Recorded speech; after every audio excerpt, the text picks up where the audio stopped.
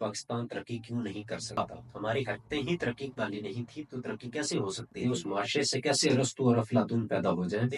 آپ کا ڈیفنس گرو کیا، نو ڈاؤٹ۔ السلام علیکم۔ سب سے پہلے پاکستان، ہر پاکستانی ایک ہی بات پر فکر مند ہے کہ اتنے سالوں میں پاکستان ترقی کیوں نہیں کر سکتا؟ بھائی ترقی کیوں کرتا؟ ہماری حرکتیں ہی ترقی والی نہیں تھی تو ترقی کیسے ہو سکتی تھی؟ پاکستان کے بعد آزاد ہونے والی ریاستیں پاکستان سے بہت آگے نکل گئیں، جبکہ پاکستان آج بھی وہی کا وہی ہے۔ مسائل کچھ ایسے ہیں کہ جب سے پاکستان بنا ہے تب سے اب تک ایک ہی منظر بیچا جا رہا ہے کہ ہمیں ڈیفنس مضبوط کرنا ہے۔ ہمارا ایک طرف انڈیا ہے، دوسری طرف افغانستان ہے، تو ہم سے بہت بڑے دشمن ہیں جو ہمیں کچل کر رکھ دیں گے۔ اب یہ بات حقیقت بھی ہے، مگر اتنی بھی حقیقت نہیں۔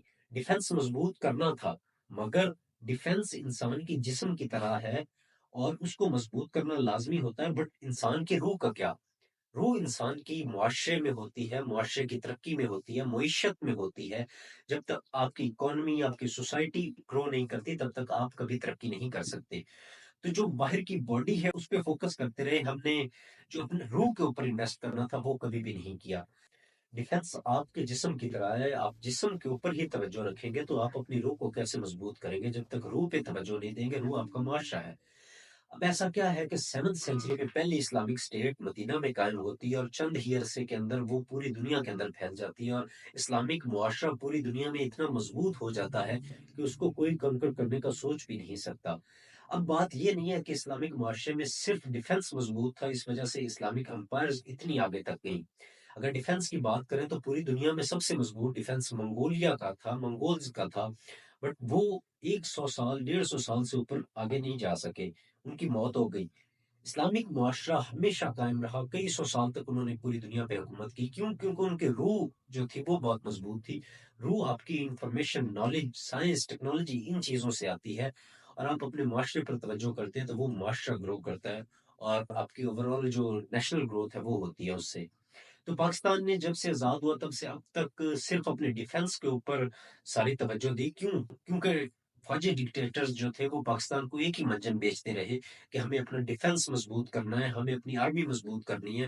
بھائی کر لو آرمی مضبوط، اب ٹھیک ہے فوجی ڈکٹیٹرز یہ بات صحیح کرتے ہیں کہ ہمیں ڈیفنس مضبوط کرنا ہے، پر ڈیفنس آپ اپنی اکانومی سے مضبوط کرو، اپنی انڈسٹریز سے مضبوط کرو۔ آپ امریکن ڈالر سے جب ڈیفنس مضبوط کرتے ہو تو وہ پھر اسٹیٹ سے بھی زیادہ مضبوط ہو جاتا ہے، اور پھر اس کے آپ کے اوور آل جو کنٹری کو مسائل فیس کرنے پڑتے ہیں وہ آج ہم کر رہے ہیں۔ ہمیں کیا کرنا تھا؟ ہمیں اپنی انڈسٹریلائزیشن کرنی تھی، ایجوکیشن پروموٹ کرنی تھی، بٹ ہم کرتے کیا ہے کہ ہمارا ہمیشہ جو ڈیفنس بجٹ ہے وہ ہماری اوور آل جو قوم ہے اس کے اوپر جو پیسہ انویسٹ ہوتا ہے، سارے پورے پاکستانیوں کے اوپر جتنا پیسہ انویسٹ ہوتا ہے اس سے کہیں زیادہ ہمارے ڈیفنس کے اوپر پیسہ انویسٹ کیا جاتا ہے۔ ہمارا ڈیفنس بجٹ بہت بڑا ہے، جبکہ ہماری تعلیم کے بجٹ پر دیکھیں تو وہ اتنا سا بنتا ہے۔